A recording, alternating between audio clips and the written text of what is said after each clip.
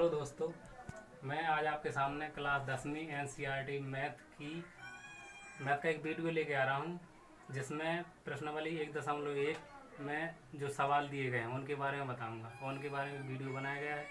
तो इसमें आपके सामने दिख रहा है कि न्यूक्लियड विधि विभाजन प्रमेय का है।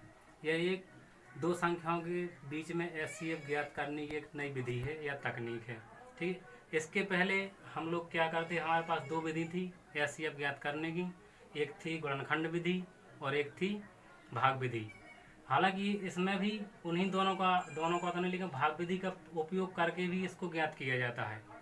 तो सबसे पहले इसमें जो एक इस सूत्र दिख रहा है ए बराबर बी क्यू प्लस आर, तो ए जो होता है इसमें एक भाज्य होता है और ये बी इसमें भाजक होता है, और ये गुणा में जो क्यू लिखा है इसको भागफल बोलते हैं, और जो आर है इसे शेषफल माना जाता है। दोस्तों, यूक्लिड विभाजन प्रमेयिका में जो ये फॉर्मूला उपयोग हो रहा है अपना ए बराबर बी क्यू प्लस आर, तो इसमें ए बराबर भाज्य होता है। भाज्य का मतलब होता है जो संख्या विभाजित होती है, और बी बराबर होता है भाजक जिसके द्वारा भाग दिया जाता है। क्यू होता है यहाँ भागफल,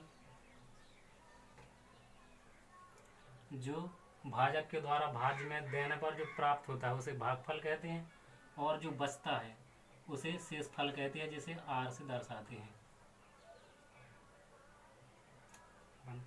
प्रमेयिका से पहले जो दो संख्याओं के बीच एचसीएफ ज्ञात किया जाता था उसमें पहली थी गुणनखंड विधि और दूसरी थी भाग विधि। पहली कौन सी थी?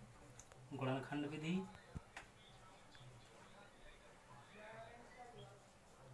और दूसरी थी भाग विधि।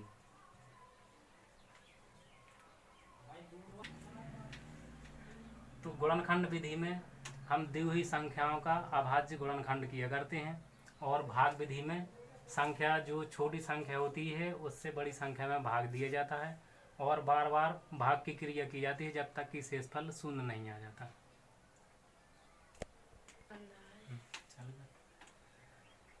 भाग विधि में जो फॉर्मूला होता है वो होता है भाजक भाज्य, और यहाँ पर होता है भागफल। जो यहाँ नीचे कुछ बचता भी है काटने के बाद उसे बोलते हैं शेषफल। इसी फॉर्मूले को इन लोगों ने इंग्लिश में थोड़ा कन्वर्ट कर दिया है ऐसा। तो सबसे पहले हिंदी में ही देखेंगे इसे। भाज्य बराबर भाजक गुणे भागफल प्लस शेषफल। तो यहाँ भाज्य उन्होंने ए को बताया, तो ए बराबर बी हो गया यहाँ भाजक, और क्यू हो गया भागफल प्लस जी शेषफल। इस फॉर्मूले का उपयोग किया गया है। यूक्लिड विभाजन प्रमेयिका से ये पहला सवाल जो दिया इसको हल करेंगे। तो सबसे पहले इसमें ये देखेंगे संख्या कौन सी बड़ी है कौन सी छोटी है। तो इसमें हल करते वक्त क्या शुरुआत करनी है, 135 और 225 में 225 बड़ी है, 225 बड़ी संख्या है। तब ए बराबर मानेंगे 225 क्योंकि ये भाज्य है, और बी बराबर मानेंगे 135, ये भाजक है। अब यहाँ पर करना है यूक्लिड विभाजन प्रमेयिका का प्रयोग। तो यूक्लिड विभाजन प्रमेयिका से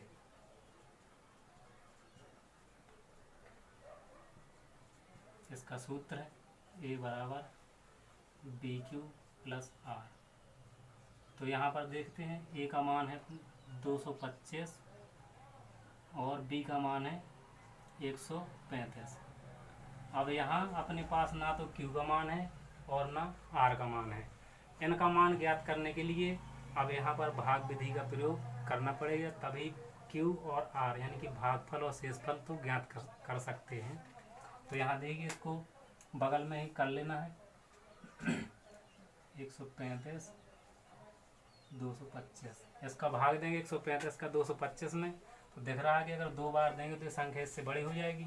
135 का अगर भाग नहीं बन रहा है तो केवल यहाँ 13 का भाग दीजिए 22 में, तो एक बार जा रहा है 13 एकम 13, इसका इसमें गुणा कराइए तो ये पूरा आएगा 135, इसको घटा दीजिए 5 में 5 गया 0, 12 में से 3 गया 9। अब ये जो शेष फल आया है ये भागफल वो भाजक से छोटा हो गया, तो इस शेष फल का भाजक में देंगे भाग। देखिए यहाँ भी एक बार जा रहा है 90 का 90, घटाइए फिर से 5, 13 में से 9 गई 4। अब जो शेष फल बचा है इसका भाग देंगे इसमें, तो यहाँ 2 बार में पूरा कट जा रहा है, यानी शेष फल शून्य आ गया। तो ये भाग विधि की जो क्रिया होती है इसमें तब तक भाग करते रहते हैं जब तक कि शेषफल शून्य ना आ जाए।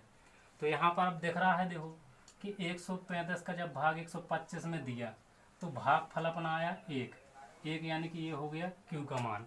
और यहाँ जो शेषफल ये बचा है, शेषफल बचा है 90, शेषफल बचा है 90, तो ये हो गया R का मान जी, R का मान हो गया। तो पहली कंडीशन इसमें कि जब एक बार भाग दिया तो भागफल आया 1 और शेषफल आया 90। अब इसको यहाँ रखना है। जो ये फॉर्मूले का उपयोग होता है इसमें केवल भाजक और भाज्य संख्या दी होती हैं, तो भागफल और शेषफल ज्ञात करने के लिए भाग विधि का उपयोग करना जरूरी है, वरना इन दोनों के मान नहीं मिलेंगे। तो यहाँ देखो Q का मान मिला है 1, एक बार गया तो 1, और जिस शेषफल बचा है अपना 90, R का मान 90 है। अब यहाँ पर देखो इन दोनों में अगले स्टेप में क्या करना है कि इन दोनों को लेना है। ये दो संख्याएं दिख रही हैं 90 और 135, तो इसमें से फिर से देखना है कि बड़ी संख्या कौन सी है और छोटी संख्या कौन सी है। तो दिख रहा है कि 135 बड़ी है और 90 छोटी है, तो इसमें 135 है वो हो जाएगा A का मान, और जो 90 है वो होगा B का मान। तो अगले स्टेप में क्या करना है, 135 यहाँ रखना है बराबर ये 90 गुणे देखो 90। तो यहाँ सेकंड स्टेप देखेंगे कि जब 90 का भाग 135 में दिया था तो एक बार गया था, तो वो हो गया Q का मान, ठीक है, ये Q का मान रख दिया प्लस, और जो यहाँ ये 45 बचा था, 45 बचा है वो शेषफल हो गया। ठीक है, अगले इसमें अब देखो कि 90 और 145 जो संख्या है इसमें भाग का काम तब तक करना है जब तक कि इस तरह शून्य ना आ जाए, यहाँ R का मान यहाँ पे शून्य ना आ जाए, तब तक यहाँ भाग करना है। तो यहाँ देखो इसमें 90 बड़ी है और 45 छोटी है, तो यहाँ A का मान जो है वो हो जाएगा 90 और B का मान 45। B है जो अपना भाजक है, A है भाज्य। तो फिर से अगला स्टेप ये करेंगे कि 90 को विभाजित करना है 45 से। तो जी अगला स्टेप देख रहे हैं आप यहाँ पे कि 45 का भाग जब 90 में दिया तो 2 बार गया है, वो पूरा कट गया। तो यहाँ 90 का भाग 2 बार गया और शेषफल शून्य आ गया। तो इस विधि को तब तक करना है जब तक कि यहाँ शेषफल शून्य ना आ जाए, और जिस भी संख्या से अंतिम बार जिस भी संख्या से भाग देने पर शेषफल शून्य आ जाता है वही संख्या उन दोनों संख्याओं का HCF होती है। यहाँ पर 45 से भाग देने पर शेषफल शून्य आया, तो अब आगे देखो सवाल में क्या लिखना है, चूंकि 45 का भाग देने पर शेषफल शून्य आता है।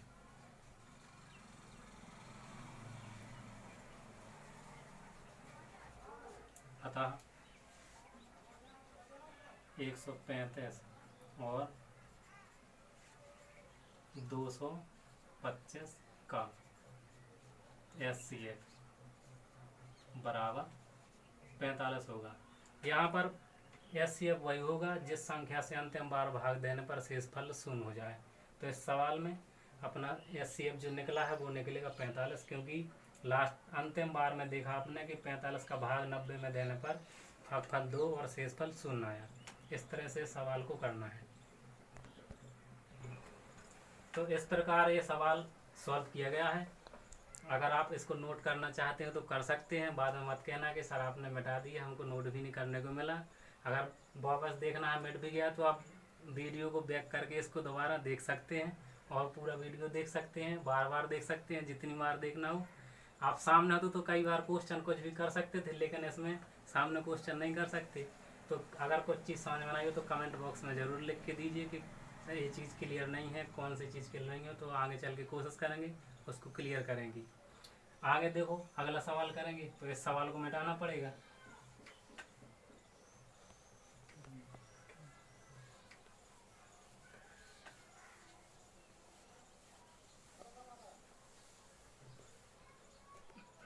अगला सवाल है देखो सेकंड नंबर का, 196 और 38,220।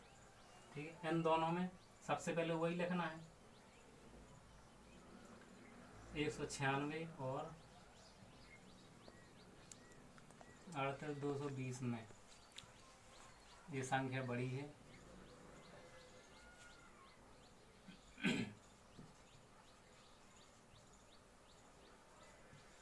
संख्या बड़ी है। तो ए बराबर हो जाएगा 38,220 और बी बराबर हो जाएगा 196।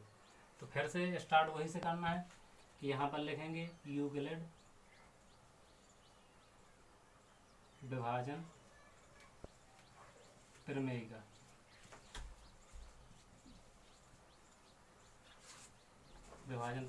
से। तो यहाँ फॉर्मूला लिख देंगे ए बराबर बी क्यू प्लस आर। तो यहाँ मान रख के देखिए, ए का मान है अपने पास 38,220 और बराबर बी का मान है अपने पास 196। तो यहाँ पर क्यू का मान और प्लस में यहाँ आर का मान, ये दोनों चाहिए। तो सबसे पहले वही भाग विधि करनी पड़ेगी। तो यहाँ भाग विधि बगल में कर लीजिए, 196 का भाग देंगे 38,220 में। तो यहाँ देखिए 196 का भाग तो किसी से शायद बनता 382 से ज़्यादा हो जाएगा।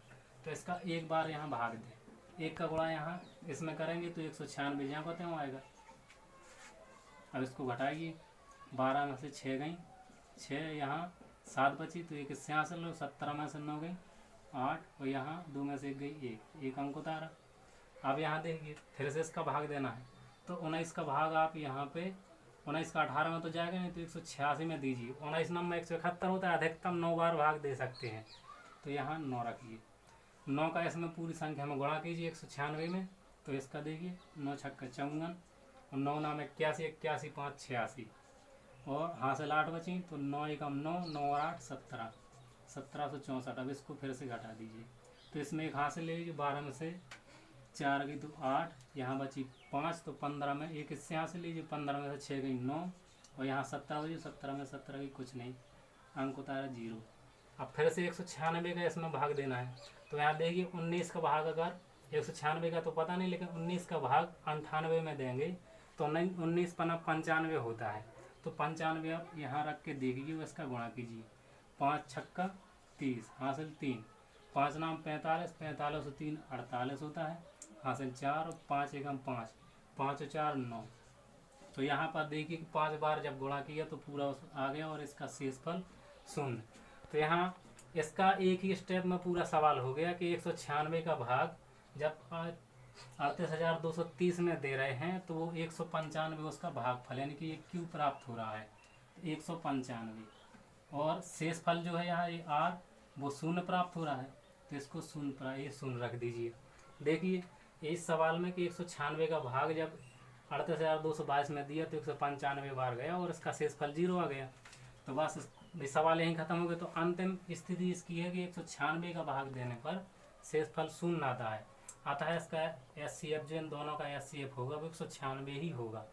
तो बस अब लिखना है थोड़ा सा नीचे बस, चूँकि 196 का भाग देने पर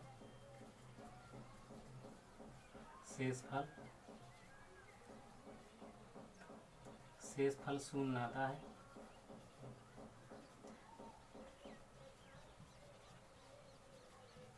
अतः 196 और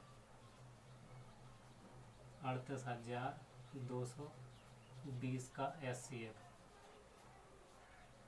बराबर 196। तो दोस्तों इस तरह से आप जो और भी सवाल हैं जो एग्जाम्पल के हैं उसको भी इसी तरह से हल कर सकते हैं, और जो कोई भी सवाल है उसको भी, कोई और सवाल है तो उनको भी इसी विधि से ट्राई करके देखिए। और कुछ जो अच्छा लगा हो तो इसे कमेंट जरूर कीजिए, लाइक और शेयर जरूर कीजिए, और सब्सक्राइब करना मत भूलिए।